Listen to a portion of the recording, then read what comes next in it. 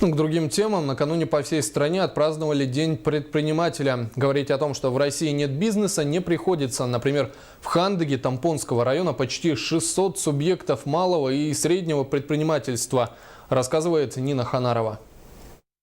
На сегодняшний день в Тампонском районе на долю объектов малого предпринимательства приходится стопроцентное производство хлеба и кондитерских изделий, масла животного, цельномолочной и полиграфической продукции, швейных изделий. В районе насчитывается 595 субъектов малого и среднего бизнеса, из них 513 индивидуальных предпринимателей.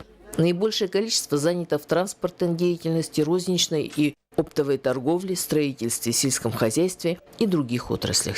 Будущее района напрямую связано с перспективами привлечения серьезных инвестиций, формированием новой модели предпринимательства на основе знаний. В прошлом году 9 индивидуальных предпринимателей, начинающих свое дело, получили поддержку в виде грантов. Значимым событием стало открытие в районе бизнес-инкубатора, который должен оказывать услуги по сопровождению бизнес-проектов, оказание консультационных услуг, предоставление в аренду помещений предпринимателям на льготной основе. Дальнейшее конструктивное сотрудничество, всесторонняя поддержка малого и среднего бизнеса должны дать хорошие плоды и послужить на благо Тампонского района. Нина Ханарова, Джоустан Толстяков, НВК Саха, Тампонский район.